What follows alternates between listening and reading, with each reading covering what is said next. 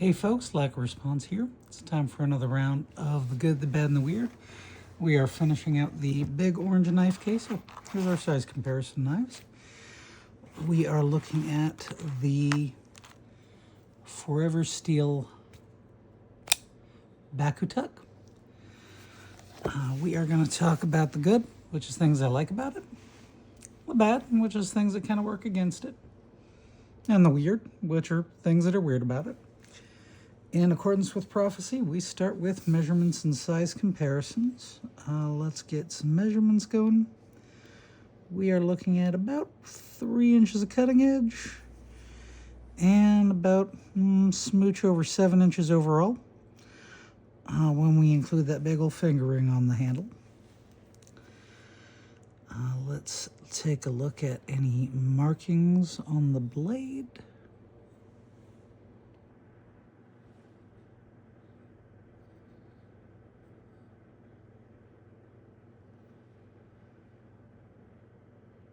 It says Foreversteel on there. They are not telling us what the blade steel is there on the blade. Maybe they do it when it's closed. Let's close it and see if it says anything. Oh, there's a marking. I think that's just a Foreversteel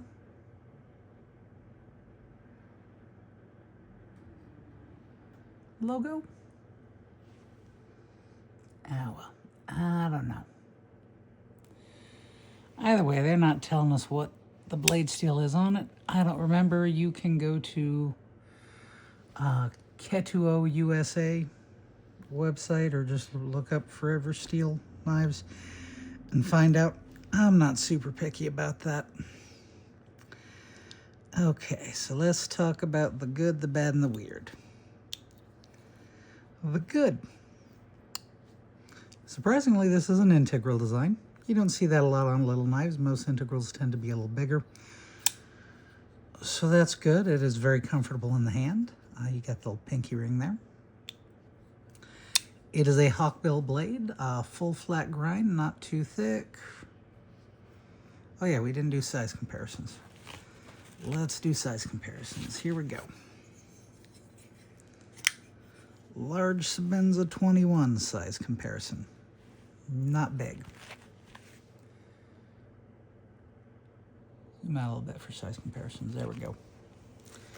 And Spyderco Mannix size comparison.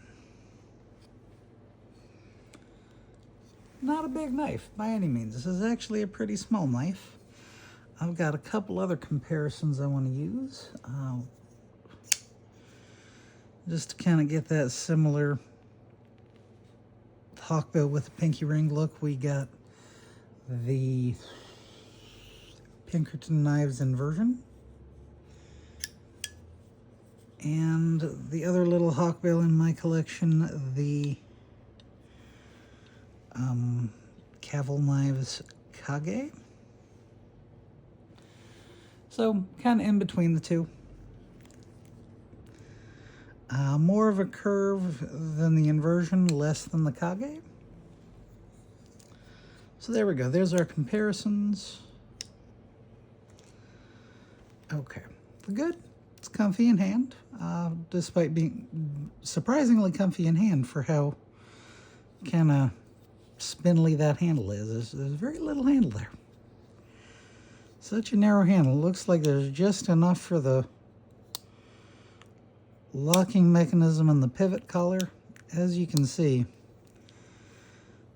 the blade is so much taller than the handle. There's just enough there to hold on to. If it wasn't for that pinky ring, it wouldn't be much of anything. So, handle works with that pinky ring there.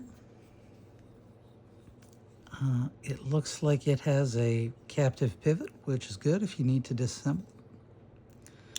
For opening mechanisms, you do have options. You can Spidey flick, or you can flipper it. Action is very nice. It's running on bearings. The ring has a nice jimping back there if you wanted to have it in that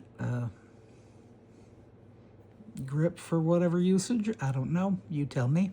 Use the comment section. Why would you pull cut this way? What are we doing there? This way is, you know, you're peeling things, you're opening mail.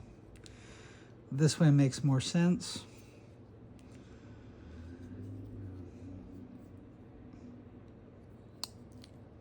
So it's a handy little knife. I definitely prefer this one over the Kage. The bad. Doesn't work so well in this grip. Like, that is very uncomfortable. You got that big old ring down there. You can't really get a standard kind of grip on it. You kind of have to go this way. It forces you into this.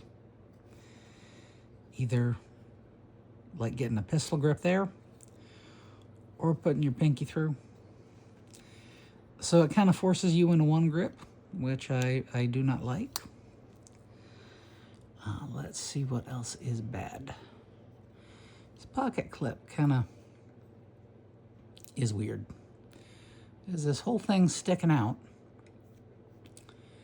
and it's kind of springy.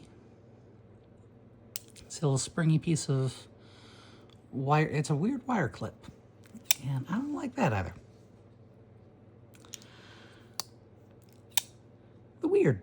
When I bought this one, it came with a little insert, kind of matches the color of this captive pivot section, where you could add a little pocket deployer onto it. What is the point of those pocket deployers? Tell me in the comments. I don't know. I don't like them. I don't use them. Everything I carry tends to live in a pocket slip during use, so I've never had much use for them. This one can go into the big pockets of my regular pocket slip pretty easily. And if I can find my little miniature green pocket slip, it works really well in this one. So I don't really have much call for pocket deployers. I don't get why you want your pocket knife to snag on your pants. Maybe you can educate me in the comments. But that covers it for the Orange Vault case and for the Foreversteel Bakutuk. I want to thank you so much for tuning in. Please like, share, subscribe. Stay tuned for the next one.